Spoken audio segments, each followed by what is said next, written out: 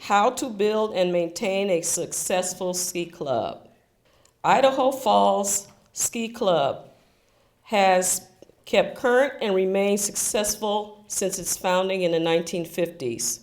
The club's membership has stayed around 1,000 for a number of years. I am pleased to have them here because they're always winning awards. The first person I'm going to introduce to you is Bev Novak. Bev is the current webpage director for the Idaho Falls Ski Club and has held this position for the last 10 years.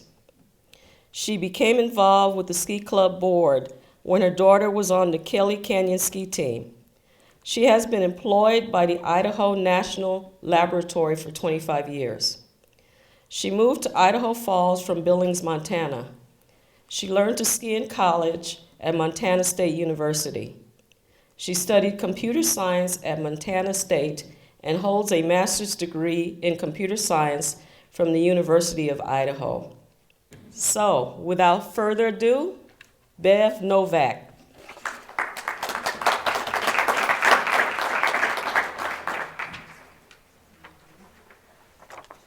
Good morning. Our first speaker is Brian Edgerton. He was our vice president.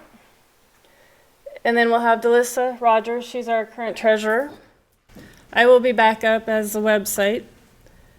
Then we have Alex Chapman. She will do our Facebook.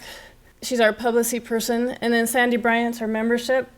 And then we'll have Delissa back up and our last speaker, and Brian back up, and our last speaker will be Dawn. So let me introduce Brian Edgerton as our vice president. Thank you, Bev. Good morning. What a ski year, wow. Even over my head, I'm 5'14". As Bev mentioned, I'm the past vice president. I was a board member years ago back in the 70s and 80s, and it came back. Heavy wool ski pants, wet cotton long johns, itchy wool socks, oversized sweaters, square-toed leather boots, leather wraparound straps, 7-foot wood skis, 5-foot bamboo poles with leather wrapped baskets as big as a basketball hoop, and $2 all-day lift tickets. Who remembers those days? I started skiing in 1958. Don't be embarrassed about your age. It's not the years, it's the vertical. Skiing has changed a lot in the 70 years since the Idaho Falls Ski Club was formed in actually 1947. Initially started as a small group of ski enthusiasts in Idaho Falls, the club featured ski outings, carpool trips to local ski hills now largely gone.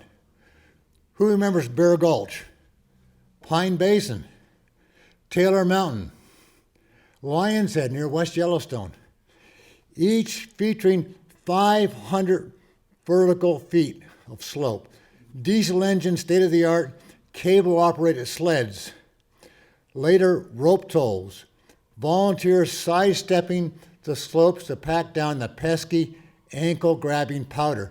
Back in those days, powder wasn't your friend. Small, dimly lit base huts featuring 25-cent hot cocoa, $1 burgers surrounded by the smell of wet wool and damp leather mittens. And don't forget the outdoor unheated outhouses. Remember those days? I'm trying to forget. Besides social ski outings and get-togethers, the early ski club had a die-hard race team focus. That was typical of a lot of ski clubs, is racing. Area ski clubs put forth small race teams that informally competed during the season as snow conditions and winter travel allowed. As the nearby government laboratory we mentioned with Bev and others, and the Navy training program near Idaho Falls expanded during the 50s, the ski club grew in popularity and membership year by year. The opening of the nearby Kelly Canyon ski hill just outside of Idaho Falls, and later Fred's Mountain. Everybody know where Fred's Mountain is? Grand Targhee now, right.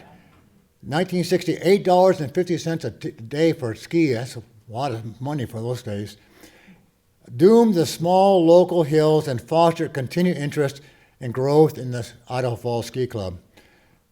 The club's annual swap meet held at the local armory, where outgrown ski equipment and clothing were traded among members, grew to a regional sale and fest, with regional suppliers, resort vendors, and now open to the community at large. Revenue from the annual sales swelled the club's coffers. This was a real moneymaker for us.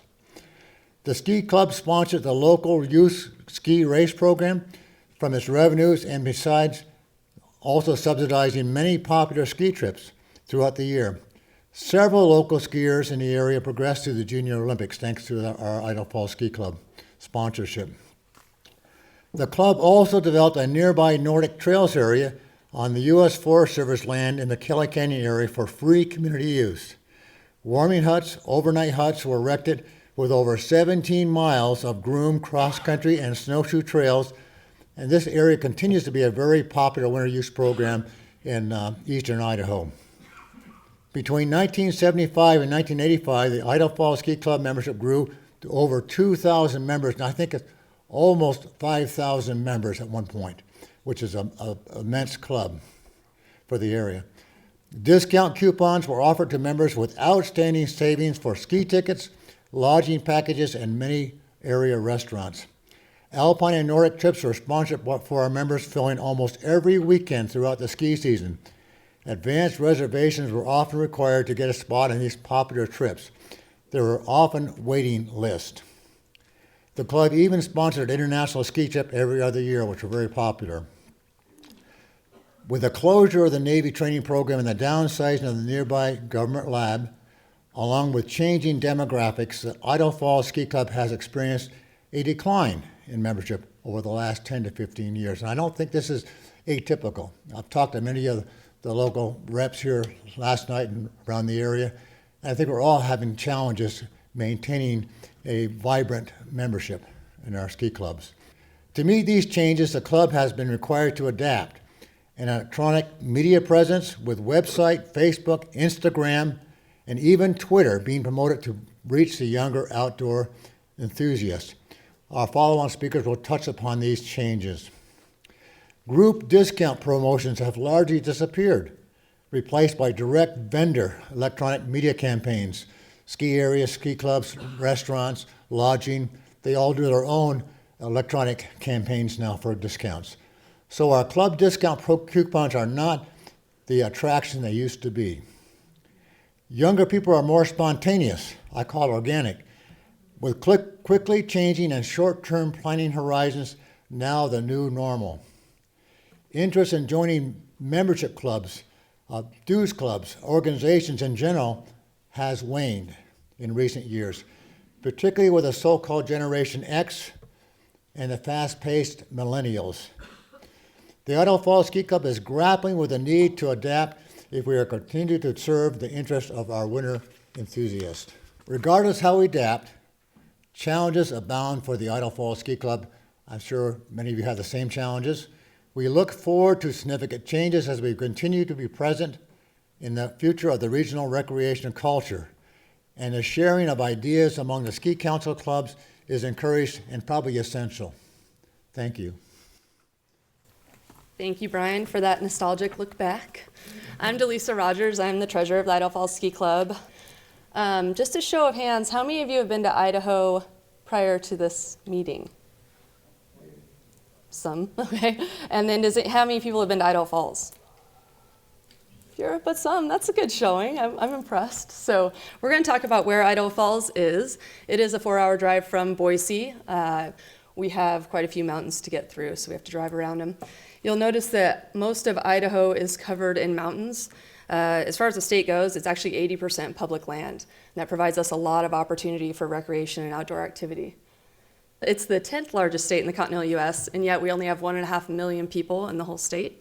So we enjoy that, but we're always welcoming visitors. And as far as the towns go, you guys are all familiar with Boise at this point. The other large towns are Twin Falls, Idaho Falls, and Coeur d'Alene. So Idaho Falls is actually considered the kind of main shopping mecca for southeastern Idaho. That does not include Neiman Marcus. It's more Super Walmart and JCPenney oriented. But we have a big farming and rural community. We'll talk about a little bit more about that. As you'll notice on this map, we're also bordering Yellowstone, so we get a lot of tourists coming through and just visiting our state. I also wanted to talk about the different ski areas. If any of you guys saw the Ski Idaho booth last night, you probably saw something very similar to this. But we have 18 ski resorts in Idaho. Just need to point out that Grand Targhee, if we can see over here, is actually technically in Wyoming. It's just very close to the border. And Don did inform me that Jackson Hole used to be in Idaho, and they changed the border, or was going to be at some point.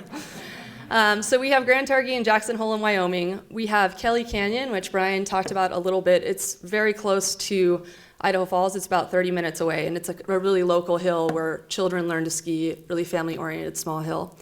Pebble Creek is down about 45 miles south of us, and Big Sky, Montana is about 3 hours to the north. Sun Valley is about 3 hours to the northwest of us. Pomerelle is a couple hours away, and then we have all the Utah resorts. Salt Lake City is about 3 hours away from us. It's actually closer than Boise for us. So we think these are some of the reasons that people are so excited about skiing in our area. Although Idaho Falls is in the Snake River Plain and in a desert area, every direction, if you turn around in a radius, within 2 hours, we're in skiable area. Grand Targhee is our most popular resort. I think pretty much everyone we know in Idaho Falls that skis probably has a season's pass there. It's about 60 miles away, so it's really convenient for everyone. A lot of people end up getting a second home in that area. It's actually relatively inexpensive compared to a lot of the ski resorts you might be used to. And then Jackson Hole is, of course, kind of our crown jewel that we all like to brag about on Powder Day. So as far as Idaho Falls go, obviously we can't talk about Idaho without potatoes. I just want to go over the main industries because they are very important to us in our economy and understanding where our members are getting their money from, understanding what we can do for them. So we do have a lot of farming. We have potato farming, barley, actually. Some of you might not know. We're very into barley farming, so you can thank us for a lot of your Anheuser-Busch products. We also do wheat, and as I mentioned, we have a lot of tourism, not only Yellowstone, but a lot of the other national parks are very close to us, and we have also a very big fly fishing industry. We are up and coming, the state of Idaho in general, in semiconductors. Some people don't realize that. Micron here in Boise is a big player, as well as some companies in Pocatello. And then we have a very large international company headquartered in Idaho Falls called Melaleuca. It's a wellness company that serves all sorts of, I don't want to call them beauty products because they're wellness products, but that sort of thing. We also are the medical center for the southeastern region of Idaho. That brings a lot of doctors, dentists, that sort of work to the area. So that's kind of our main base. It's important to recognize that when people move to Idaho Falls, they're not coming for a few years, they're usually coming for life. So a lot of our members are lifetime members. That might be part of the reason we can keep membership up. And then a lot of people, as we've mentioned, there is this big government site. A lot of us on the board work at Idaho National Lab. This is a Department of Energy facility. And to give you an idea, it used to be 12,000 people. In a town of 70,000 people, that's a lot of the economy.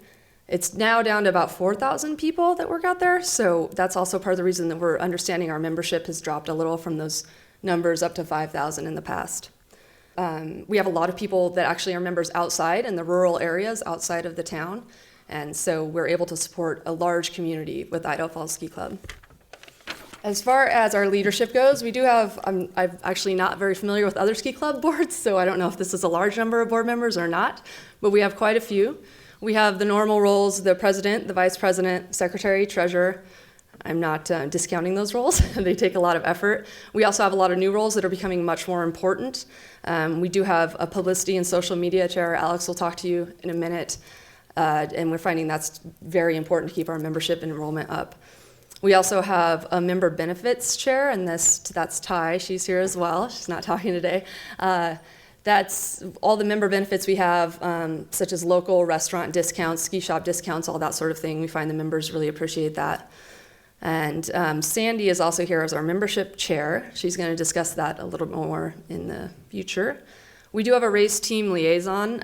That's kind of, we'll talk about how our group is changing and how we're less associated with the race team anymore, but we did always have a standing member to be the representative for the race team. We also have a social chair in general because we like that it's a social club. And then we have a website, of course, a website chair. Bev will talk quite a bit more about that. And then, as we mentioned, this Kelly Canyon Nordic area, we have a Kelly Canyon ski area and then a Kelly Canyon Nordic area, and we maintain that Nordic area. And so we also have a representative for that specific job. And then we have a Nordic and Alpine trip coordinator. They're two separate jobs, but we have a lot of different trips going on. Someone has to keep track of all of those. As far as making sure we understand what the members want, we do have member-at-large positions. They can vary from 1 to 2 normally every year. And then we have a past president to keep us on track. We also have ski sale co-chairs. Those are they are not an elected position. Those are selected by the board. But our ski sale is a huge part of our revenue and what keeps us going. So it's a very important position. So as far as what we do, Brian talked about quite a bit of this in the past, so I'll just briefly go over it. We do Alpine and Nordic trips. These include bus trips and trips where you drive yourself. They can range from just a couple members to up to maybe 40 or 50 members usually. And we used to have days where we would have multiple buses going to one spot. We usually take a big bus to Big Sky. We drive ourselves individually to Sun Valley. It just depends on the relationship we have with the resort and how everyone would like to do the trip. We also do instructionals at both Targhee and Pomerelle. We find these are really important for our members because we have a lot of family members. Our goal in the ski club is to make skiing affordable for families and to keep the pipeline of skiers coming in the future. So our instructionals are heavily subsidized. I believe for children, they're $6 for a professional ski lesson, and for adults, they're $11. And so this is something our members really appreciate. And we do 3 rounds, 3 weekends at both the resorts to help keep this going. Then we also have day trips, and then we have 1 big trip per year. Usually this is a trip to Europe. It can vary. We've discussed going to Japan. We haven't quite made it there yet. Last winter, we went to Whistler. We try to do the European trip every other year, so this was kind of our, okay, we can't quite get there, but we're going to get somewhere really fun. And then the year before that, we went to Chamonix. We've been to Val Gardena, all those sorts of things. This next year, we're going to Zermatt. We're very excited about it. We used to do those trips once a year, but we noticed really kind of right around 2008 that members weren't as interested, obviously, because of the economy, so we had to switch back to every other year. We also have fall and spring socials. The fall social is usually just to introduce everyone to what the plans are for the year. I should mention that we've laid out our past newsletters just for you to take a look at. They're all different years. They vary a little bit, but you get a good idea of the communication that goes on in the fall. And then we also have spring socials to talk about all the fun everyone had. We're looking at doing other social events during the summer just to maintain, membership interest and that sort of thing. And then we have this Nordic area that we groom. As a ski club, we actually maintain the trails and groom them just as a voluntary service to the public. So our Nordic skiers at Kelly Canyon don't actually have to be ski club members. It's just for the public. And we do have someone that goes out and grooms them.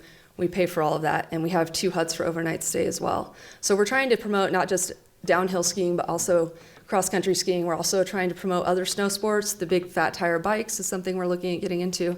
So it's supposed to be, and of course we support snowboarders. Some people have asked me about that. We should probably rename to snow sports in general instead of ski club, but it's a legacy name. I should also mention that we do an avalanche awareness course. We try to do one oriented towards kids and then one for adults as well. The Jackson Hole area and Targhee are very, very big backcountry areas. We do have a lot of risk that's assumed when we go backcountry skiing, and we just try to educate the public as much as we can on that. So these are just a few examples of our trips. This is the Pomerelle Instructional last year, and the Chamonix trip. I don't like this slide because I didn't get to go, but of course Chamonix is always beautiful. And just in order to do all these activities, we need to maintain really great communication with our members, and that's what Bev is helping us with the website. So this is Bev Novak. With the website, we try to keep it up to date. That's your main point of your website. If it's not up to date, people stop looking at it. Last year, we had a professional team redesign our website. It allowed us to have online registrations with credit cards. It allowed us to do the sign-ups for trips with credit cards. We do have to charge a nominal charge for credit cards because our Stripe that we use costs us money, so we pass it on to our... The online registration has really helped our club. It allows people to sign up. They get notifications that they signed up, and they can pay with credit card, or they can pay with a check or cash. We also updated to MailChimp, which is a free mail server. It allows you to send out very nice looking emails. You can send to whole groups. We have in our email list, we have almost 500 email people. Some people don't have email. Hopefully we'll get those people to have an email soon. We have our trips listed on the website, and we have Nordic trips, and our Nordic person updates with pictures of all his grooming. He does that weekly, and we have a weekly report of the Nordic trails. We used to have cards and a little book that you could take out, but now we have it on the website where you can just look at it on your phone and show the people that, hey, we have a discount here. We do have SSL, the secure socket layer, to do our credit cards. So it makes people more secure. They don't want their credit card information given out. This year we are updating our website to allow, if you have an email or your last year's membership ID, and it will pull up your information so that you don't have to type in your information again unless it's changed. And we will be implementing that before our October social. We do have a calendar on our website. This is an old one, but we have the registration deadlines, the actual trip dates on here, and you can click on the links and it will tell you a little bit more information on the website. We do not keep any of the credit card information in our database, and it is all protected with our SSL client. So we do keep our stuff secure. So our next speaker is Alex, and she's going to tell us about Facebook and Instagram. Help me welcome Alex. Hi, I'm Alex. All right, social media. My degree is in marketing and advertising, but actually I learned how to do this for my kids. So social media is a great app for children, and they've taught me most everything I know about it. How we use it with the ski club is we've got Facebook, Instagram, and Twitter. So let's first talk about Facebook. How many of you out there have a Facebook account? Wow. Did your kids help you too? No? Well, I'm impressed. So first thing when you leave this meeting, please go like us on Facebook, the IFSC Club. So part of that is inviting our members to like us online. And then once we get them to our page and like it, we want to keep them there. How I do that, or how we do that as a club, is post pictures, stats for the ski hill. So when Targi gets dumped, I'll get an alert. I might throw out a cute ski quote or just something to just engage people. And the ski hills appreciate that. I mean, I'm free advertising for them, but I'm also building a sense of community for our board.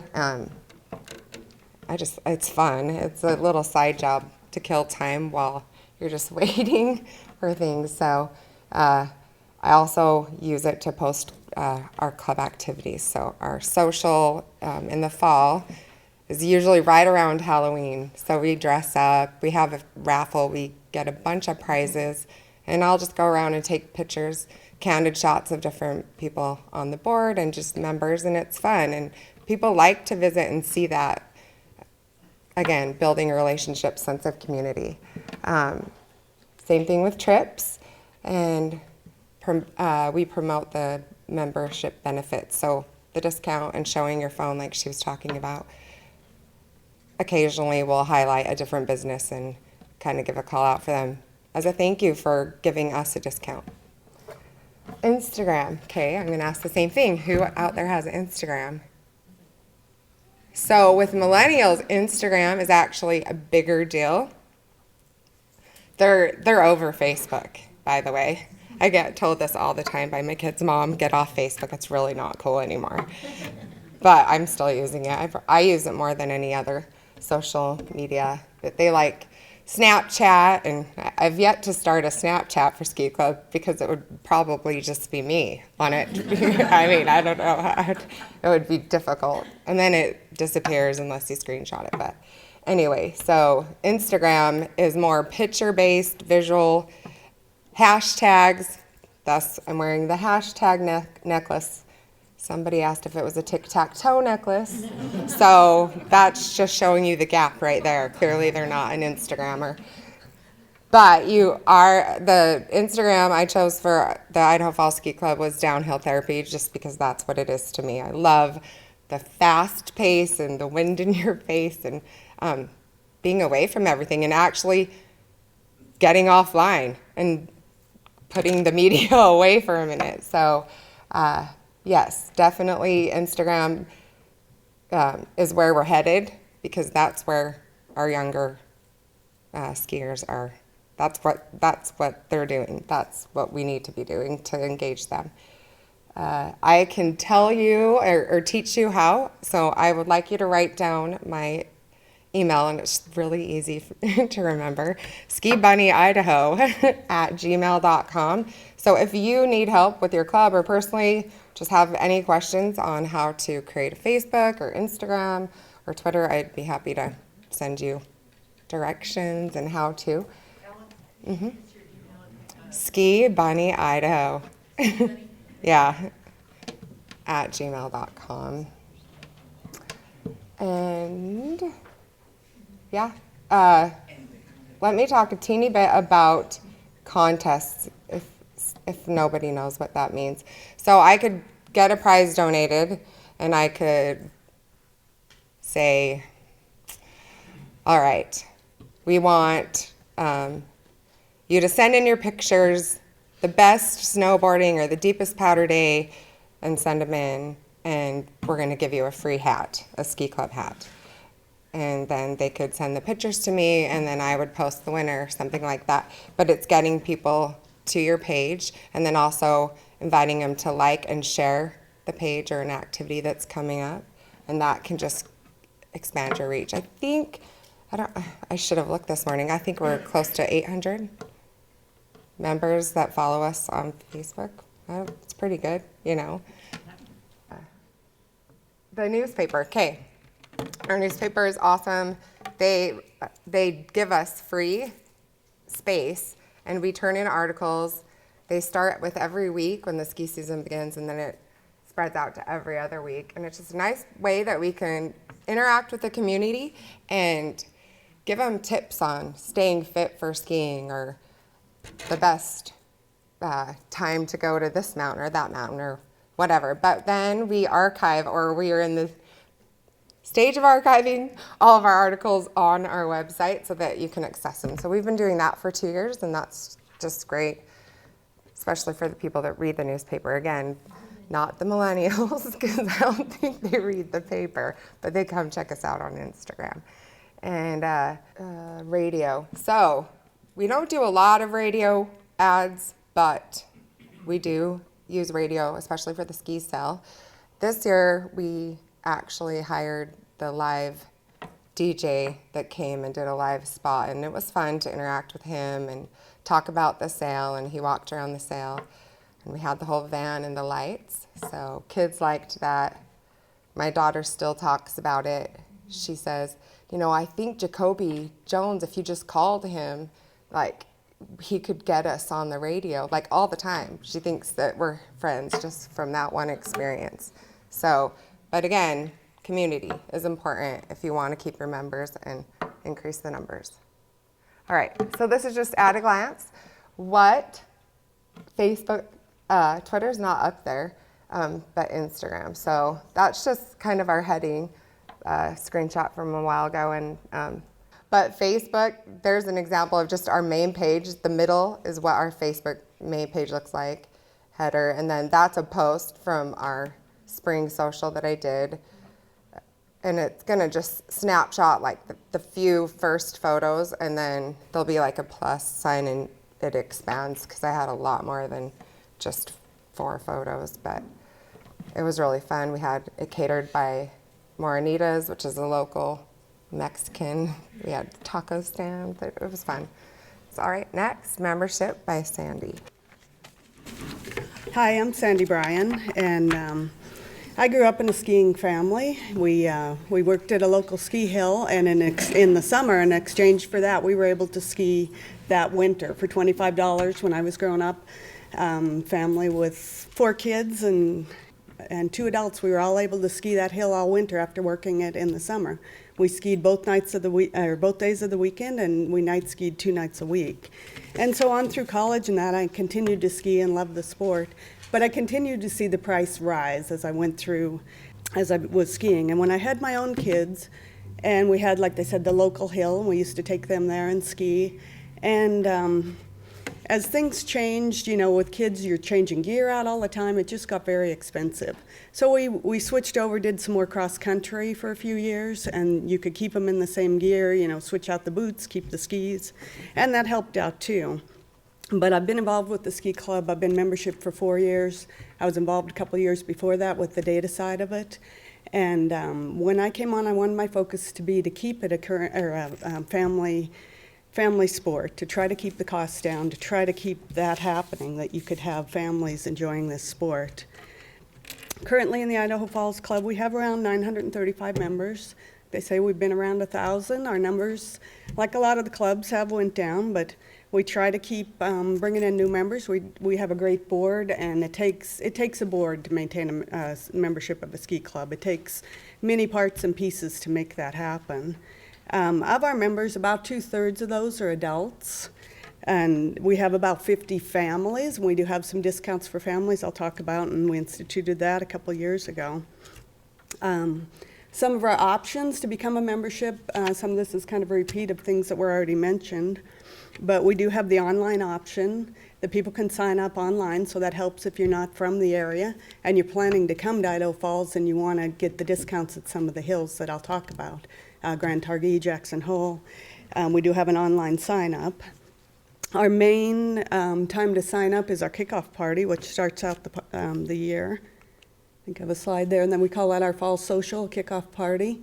The last few years, we've held it at the end of October, and so we've tied it into the Halloween.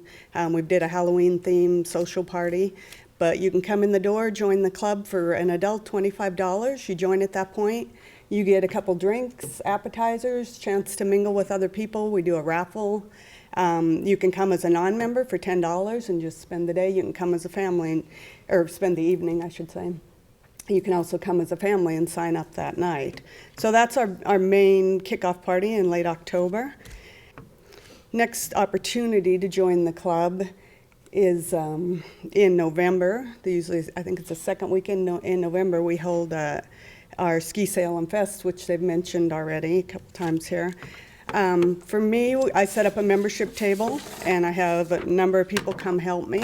One of the big incentives at that time, our newsletter chair will put out the newsletter for the year. And so we have our tables set up. We have the sale and festival going on, which the festival is other ski hills that come and talk about their hills and discounts and things like that. But this newsletter is invaluable for the information that's in it, that our members can take a look through. You know, I have a lot of people that will walk through and say, I've never joined the club, what benefit is it to me? What is there that would help me? And what kind of discounts? So they do a great job putting all that together in here. And in the back of the book, we have alpine trips, Nordic trips. That's all listed in the book.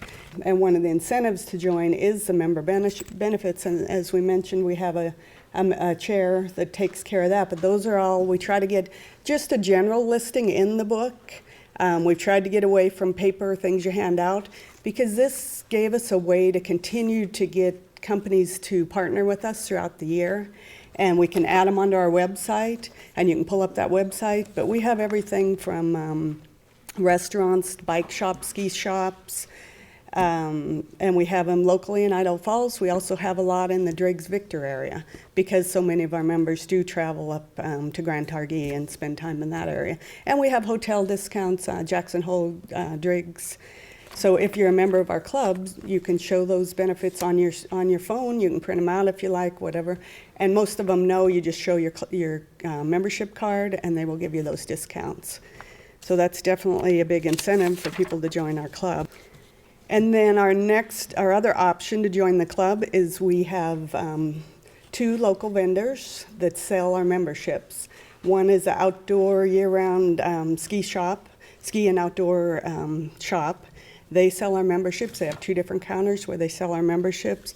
They also sell some discount ski tickets there too. So, and then we've just added a 3rd vendor, and they are in Rigby, a few miles up the road, and Ty helped us get that one in place. And they will also sell our memberships. And after the ski sale, I'll take these books into those 3 places, and we'll put them out along with a little flyer. We also put these out at hotels and places, but I put these up at their stores, reminding them that they do sell ski club memberships there. So that's a big benefit, and I go in there twice a month to one of the stores and once a month to the other, and then Ty brings me down the Rigby, and we get that information from the members as they join in those stores. So that's a big help, making it convenient for people to join our club. One of the stores is Play It Again Sports. You're probably familiar with them, resale store, but they're open on Sundays, so that really helps. Some of the other incentives we've talked about, the social aspects. Some of the longtime members, I have some neighbors, they are in their 80s, and they come over, we want to join the club, They no longer ski, but they come to the socials. They love coming to the social. They come to the kickoff, the fall party, and then they come in the spring. We all sit out and have some food, drink some beer, and visit. So that's a good, even when people aren't necessarily skiing, they still like to come and get together with people. Like she mentioned, we also, last year we tried it, we added on, we have a local baseball team, so we offered up to our members, here's a free baseball ticket and a beer, I think is what we gave, or a beverage of your choice. And so with your membership, you get those 2 socials and the baseball game, and we're doing that again this summer, that members can attend the baseball game. In the past, we've had 2 Sun Valley trips, one on your own and one in a bus. We went more to the on your own, carpool, drive yourself up there. But they have some really great family options. When my kids were 15 and under, you could have a room in the Sun Valley Lodge for, your 2 adults. The kids are free to ski and stay, 15 and under. So that was a great incentive to go spend time at Sun Valley. Jackson Hole has a weekend trip. You can go up there, and they include discount pricing at their hotels. They include a wild game dinner that they've done for years and years now. I forget how many years that trip has been in place. Brian might have some idea, but it's been like 40 years, yeah. The local couple there, he hunts elk on the range, and they have a wild game dinner. So that's a real tradition for a lot of people. A lot of people really enjoy doing that. As we mentioned, we have had discounts with Big Sky in the past, Pomerelle. Pomerelle does, we've done an instructional up there the last couple of years like we do at Grand Targhee. This past year, we added a second instructional at Pomerelle that we made a bus trip. And our coordinator for that trip did a really good job of making it a family-friendly event. So he had, it was actually $30 for the entire day to take a bus to Pomerelle, to ski, to have a lesson, and then we picked up pizza. We stopped at Pizza Hut on the way home. $30 a person. So, for a family, that's an affordable way to go skiing. And that's what we want to see happen. We want those, opportunities for families to enjoy the sport. He played a movie, he played some games, he had prizes. On the way up, we did games of prizes. On the way back, we watched a movie. And so just a great opportunity to get to know other people in the club and to get your family out for a day and not be the one that has to drive and do all that. So that was a really good family opportunity. And then as Delisa mentioned, we do have the international trips, Europe every other year, and an added in one on the off year. 2 of our big incentives to join the club are the Grand Targhee and Jackson Hole discounts, and we always list them in the back of our book. Those will vary by year, but the members often grab the book and go, what's Grand Targhee, what's Jackson this year? And we've simplified Grand Targhee. We put a barcode on the back of our membership card so members can just take it to the hill, show their card, and get a discount. Jackson Hole, you need to buy vouchers locally. In Idaho Falls, you go in, show your card and get the discount voucher and take it to the hill. And we actually added on, we have an additional voucher location, a Chevron station that has longer hours to help facilitate that process. We do get a lot of members to join because of those 2 discounts. Grand Targhee, 83 miles away, Jackson Hole, 90. So those are really important for our club. The cost to join, as we mentioned, $25 for an adult. Juniors age 18 and under are 15. The last couple of years we added the family option, which says your first junior, as long as you have 1 adult join, your first junior is 15. Each additional junior is $5. So that makes it more affordable for families. A lot of the families do join for the Targhee Instructionals. Like she said, a 2-hour lesson. We use their instructors, $11 for adults for 2 hours and $6 for juniors. So that's a real economical. You still have to buy your ticket to the hill, but it's a great way to get up on the, and they custom those lessons to what you want to do, from snowboarding to alpine, Nordic, terrain park. My kids went and did the terrain park. So it's just a great way to get out there, and it's a great opportunity for our club to pass some discounts on. And we have there's a picture of one of our instructionals up at Grand Targhee, and a couple of the kids up there with their instructor. So is your membership actually growing right now? The question was, is our membership growing right now? Like many others, we've seen a slow decline in our membership, so no, our numbers have slightly went down each year. Year over year, you guys are still declining in membership. Yeah, we still are, and I think that's part of the culture we're in, and they mentioned, I think one of the big things hurting us is there are so many other discounts out there, Even like our local hills, you can get a little thing at Wendy's that says half off during these certain dates, and people will plan their skiing around those dates. Or, people are looking for the best discount, and there's many ways to get those, and so they're just always looking for that. But you just got to, I think you just got to vary the ways that you entice people to come in, and like I say, the social aspect is big, but the discounts are too. So second question then, so would you say that what you guys are currently doing is effective or not based on the decline in the membership? The question was, is what we're currently doing effective? I think we're keeping our head above, we're holding our own. I'm sure there's probably more that you can do. We've talked about more summertime activities and things like that, but it's like, do we want to lose our focus and go there?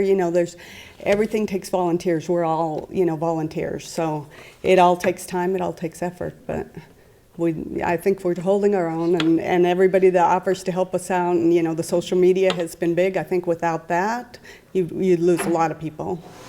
Have you guys talked about an education piece in the sense of equipment and sizing, and as people get older, or could you, as educational, so social, but also you could learn about, hey, I want to buy a new pair of skis. And well, the question was, have we talked about educational opportunities within the skiing environment? We do at our Ski Sale and Fest have a person from one of the local stores come there, and he will look over your equipment and talk to them. That's not exactly what you're asking, but he will talk to them about, is this right for you? Is this a good fit for you? We've talked about some of that. We haven't. Our articles cover that. That is a good point, Alex. With these newspaper, the ski area corner. Avalanche awareness is a good activity for that, and like we said, we do a main one, and we're trying to do some youth ones. We also do a workshop with that they can sign up for an off-site workshop. 2 questions. Do you have monthly meetings? Do you have a regular meeting type your group? And second, are you year-round, or are you just like fall to spring? As far as our board goes, Or activities and involvement of your whole club?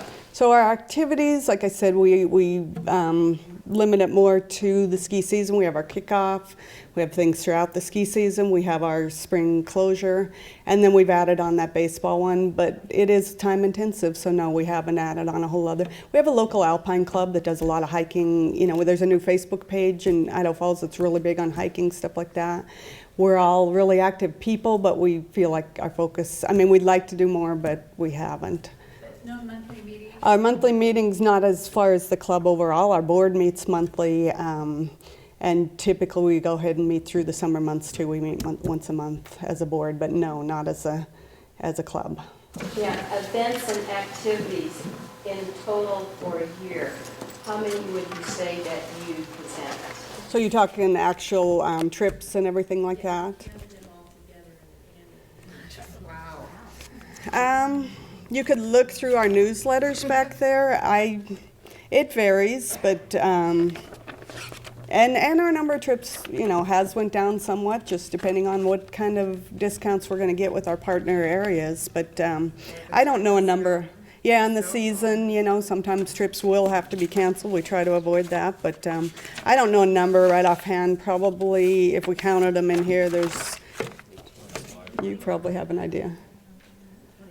And some of the activities, when you look the Alpine and Nordic, it's a repeat from Alpine to Nordic. We'll have a Sun Valley trip, so we'll break it out and say there's Nordic opportunities, of course, in Sun Valley.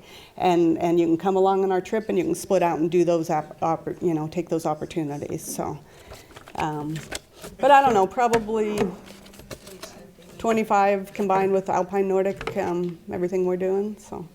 What's your attendance like on those trips? Varies by the trip. It's kind of an interesting, he asked what's our attendance like on the trips, kind of an interesting, on the Pomerelle. They'd been doing that as a carpool trip, and we moved it to a bus trip. We needed a minimum number to make that bus trip. We had a deadline, and I forget the exact numbers now. We needed like 38 people, so let's say 40 for ease of, So we needed 40 people to make this trip. Our deadline came, we had half that number. We had 20 people.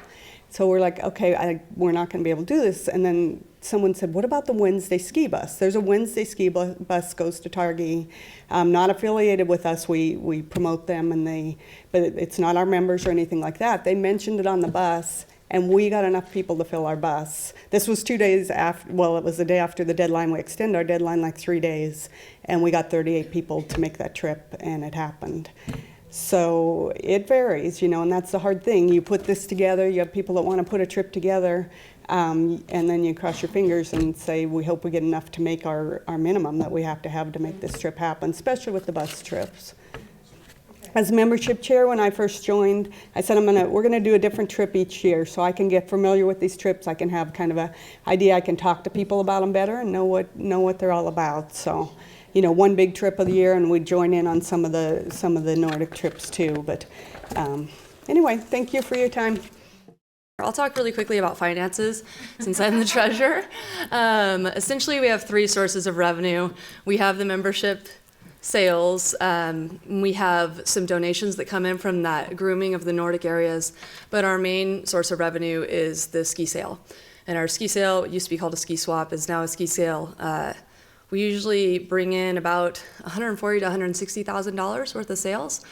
We keep 20% of that, and of the 20%, we usually give half of that to either high schoolers or race team or something like that. So essentially, we operate on 10% of that.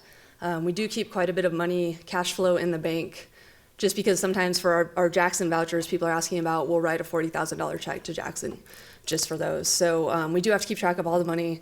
We are a nonprofit, so we try to give everything back we can to the community. But to do all these activities, it does cost quite a bit of money to complete all of that. I guess if anyone has any questions specifically on finance, they can come talk to me later. And we do get audited. We have, we do go see an accountant, we file our taxes. As Bev was talking about with the website, it's really important to keep the information secure. We follow all compliances, and we're learning a lot about that as we go online. It's a little different than what we're used to, and so we have to learn about being in compliance with our members and making sure everything is secure for them. So it's kind of a new learning curve for all of us, I think, but I think we're maintaining it. About 18,000. About 18,000. The question was how much money do we bring in from memberships? So about 18,000 a year. Can you answer a question about the cost of producing this newsletter? With some help, I can. Do you remember what the cost is for the newsletter? Well, it's about $2,500 to mail it. $2,500 to print it and mail it out. 600 members. So it's not every. We have a local print shop that we use. Yeah. And so it's important. We started just sending those out once a year because it is an expensive cost for the mailing. So. We do have liability insurance. We also maintain some snowmobiles for the grooming, and so we have insurance on all our vehicles, as old as they may be. I know we've quit depreciating them at this point. And we'll just move on because we actually still want to talk to you about our Nordic activities. So if you guys have other questions, we can answer those at the end.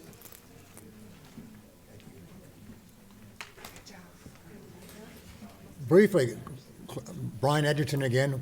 Nordic activities are an important activity for the ski club. As my cross-country skis rhythmically slice through the new snow along the backcountry trail. Quiet, snow, no sounds of lifts running or people yelling. Although not yet visible, I can hear the trumpeter swans talking to themselves.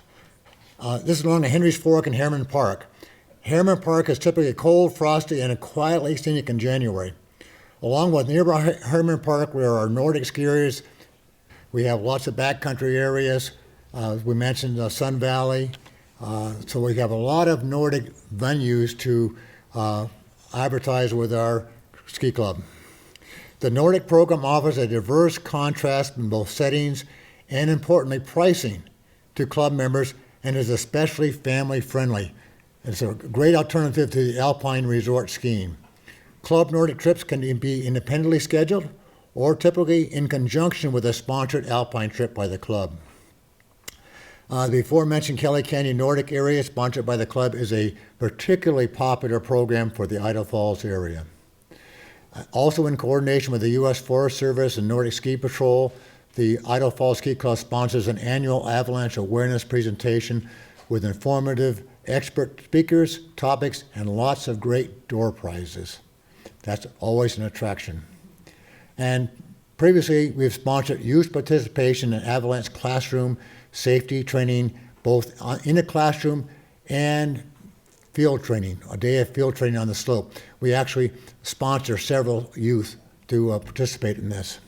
So again, Nordic ski events continue to be an important aspect of the Idaho Falls Ski Club and helps bring in membership.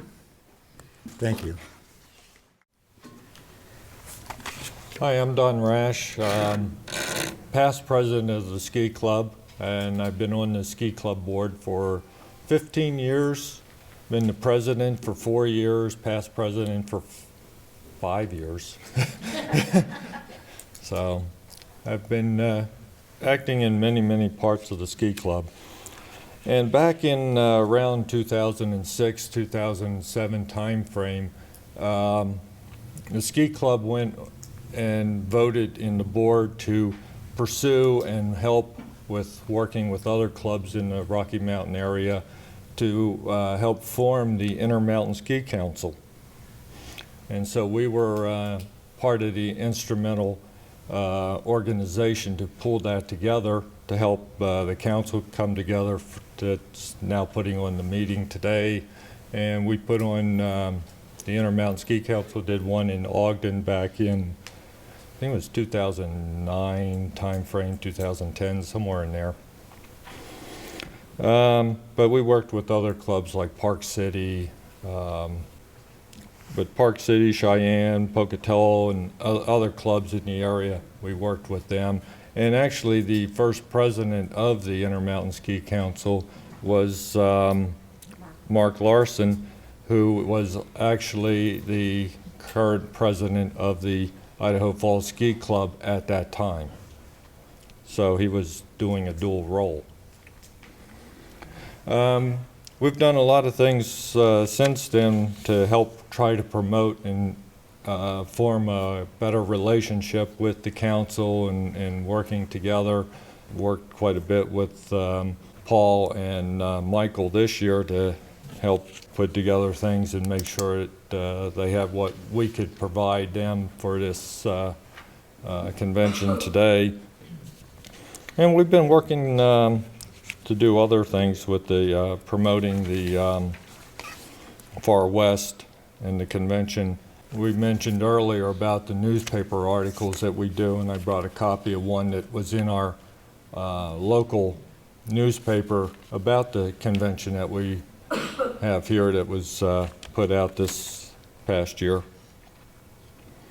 The other thing that we've done is on our membership cards, which look like this, and has that barcode for Target on the back, but we have both the Intermountain Ski Council and the Far West logo on those, so that we try to promote to our members that they can go online and go to that and look at additional options and activities and discounts that they can get through the Intermountain Ski Council. So that's what we're doing to try to promote it. We're trying to work on combining trips. That was one of the big things that Michael and I and Paul have worked on quite a bit this year, and we did combine the Sun Valley trips. But where one of the problems that we face as a club is sometimes we do subsidies to our trips. And so when Far West has a trip or they're promoting a trip, and if we join forces with it, we may or may not provide that subsidy. If we do provide a subsidy to our members, sometimes that subsidy on the trip may be more than the cost of the membership. And we've had that on some of our trips. So that's where we run into a balancing problem of putting out a notice saying that a trip, maybe Sun Valley, Michael put out a note saying the Sun Valley trip is $100 a night, and we're putting out a notice saying it's $65 a night. And people were wondering, well, how come ours is $65 a night and everybody else's? Well, if you're a member of our club, we're giving you a subsidy.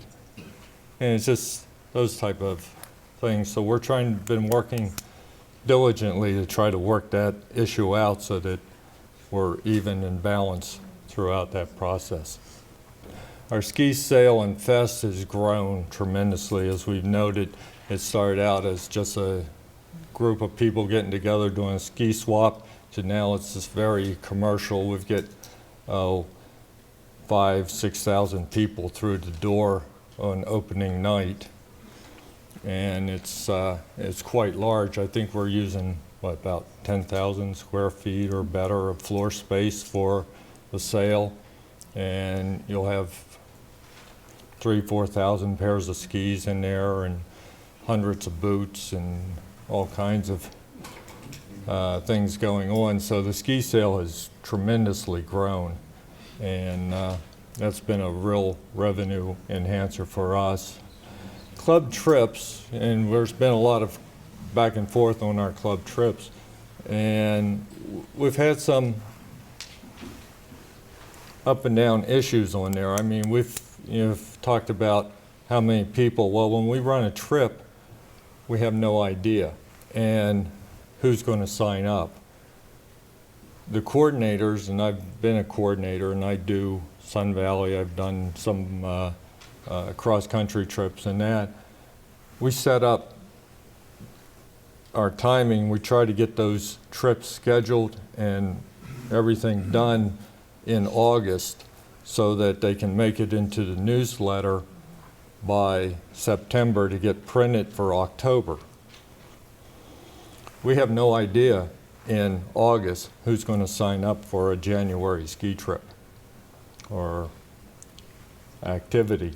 And so that makes it difficult for the club because, and working with resorts, because they want to have a commitment. You guys going to fill 25 rooms. I don't know in August if I'm going to fill 2 rooms.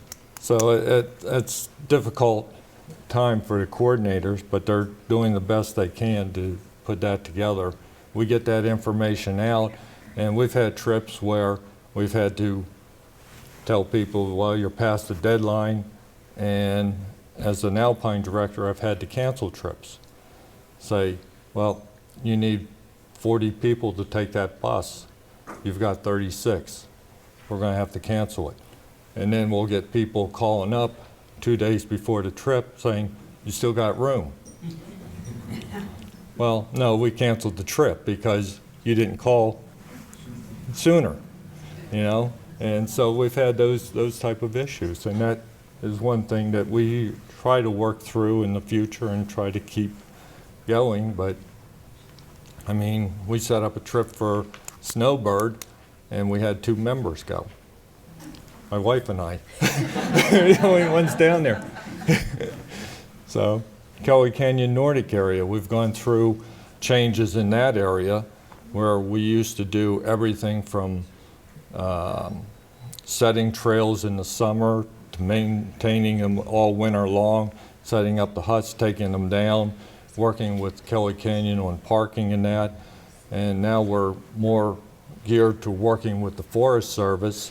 And the Forest Service is doing the parking issues with Kelly Canyon Ski Resort because it's all private-owned parking land. And then you have to go across that into the forest.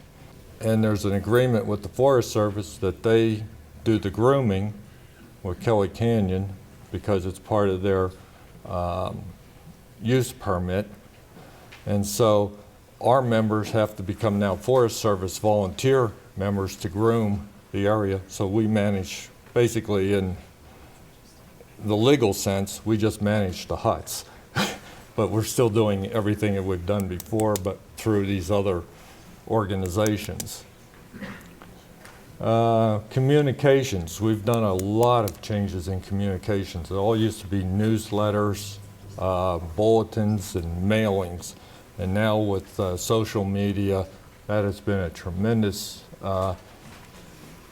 both savings to the club in expenses, but it's been a tremendous way to communicate instantly with your members.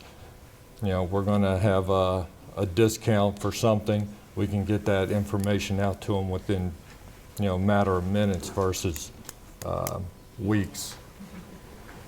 So, and community outreach and social events. Those, we keep changing those. We've looked at, and through the Far West, we've gotten a greater appreciation for how some of the other clubs do things in the summer, and we've looked at those, and like our baseball activity. We've tried things like picnics in the park or at the local reservoir and that, but we've had limited success on those. And the Idaho Falls area does have a tremendous number of, you know, like Alpine Club and bicycle clubs and stuff like that. So we don't want to compete with them, but we want to try to keep things active and that for our members. And maybe it'll be somewhat of partnering with these other clubs for some of these summer events. So we'll just open up now generally for any questions anybody has on any of the topics that we ran. Are you involved at all in just club racing for adults, just recreational racing? No. No, we did that back a long time ago, and that was even before my 15 years on the board, and for some reason that had gotten separated, and they just had the race team. There was some of the adult members did race also, but then it kind of faded out. And I don't believe there's a lot of real interest in our club. Remember, like, we haven't researched that. It's probably something that we need to research, but I don't think there's been a lot of members. Yeah. We had the same problem in Pocatello at Pebble Creek. They had a night skiing on 2 nights a week up there, and we had a race, adult race club. Mm-hmm. And it went the same way. It just, you know, went downhill. Everybody seemed to lose interest in it for some reason. Yeah. So this session is titled "How to Run a Successful Ski Club." What do you guys feel is something that you've done has made you guys a success? And the reason why I ask is we all know that skiers are aging out and the clubs are declining. But what are you guys doing that you guys? I think we talked about going to a different media platform, electronic, and more electronic. Less paper, less newspapers, radio's limited. The demographics, clearly, you all recognize has changed in the last 15 years. More organic, more spontaneous, more short-term planning, more about what's the best deal for me tomorrow. So we all challenge as clubs, so how do we stay relevant? We're aging. The skiers, cross-countryers, backcountry skiers, there are still a lot of young ones out there. but how do we maintain our relevancy to them as a formal ski club or something maybe entirely different? Maybe a strictly electronic platform, maybe no membership, we don't know. We want to talk to you guys this weekend and share ideas, because we'll all have the same challenges, I believe. Well, I want to speak to that a little bit because, I mean, obviously, look at these two. They've been a part of the club for a long time, and they've told you that, right? But they needed some, I'm not a lot younger, but I'm a little bit younger, fresh ideas, and although the membership's declined, we're pulling in different members. So I'm getting families and, what is it? We tried everything that you tried. No. Have you tried, it's really, for me, it's building relationships. I just start a conversation with someone when I'm out in public and, well, did you know we do this? Do you know we have lessons? And then I get a whole family to sign up. I'm not getting anything for it, but I'm educating the community, and then they're joining, you know, because it has been for so long just these buddies and like going on trips, but they're gonna eventually, I know age is just a number, but eventually they're gonna be gone, and then where's the club gonna be if we do not get younger members in? Our board has completely changed. If you look at the board from 4 years ago when I joined it, like, we're getting younger people in it. We love our older people because they're wise, and I mean, how could you not love this guy? I spin and cycle with him, and I mean, but that is, the beauty of Idaho Falls is we are pretty connected, and so it's a challenge, but not, I mean, you can get out there, just. So also, I mean, we're facing the same challenges as everyone else. We do have strategic planning meetings every year, and you're asking what we do specifically. We're just trying everything we can. We're trying to do more summer activities. We're just trying to understand how to bring that younger crowd in, and we don't have all the answers for that, but we're trying different things. We welcome everyone's input as well. We're just trying to keep it afloat. So I think a lot of that goes back to, yeah, we put out a lot of press for our club and the board and that, and we put out that. But a lot of it has to do with our members talking to other members and new people and trying to get them involved too. So we need to promote through our members to go actively search for more members. But if you look at the data and you see that your clubs are shrinking and you're not gaining new members. We are getting new members. So your numbers are growing. The older people are moving on, and we're bringing in new. Like, our numbers might be different, but I mean, there were a lot of older people. But the demographics, you're right, are changing. We aren't getting the 25-year-olds as much we had 30 years ago. 40 years ago, it was a lot of single people. The dry land conditioner, it was 7 kegs, 45, 50 pizzas, and bands. We aren't seeing that kind of interaction now with the demographics of our ski club, at least. So we're looking for ideas too. How do we get a vibrancy back into the younger skiers that participate in an organization like this?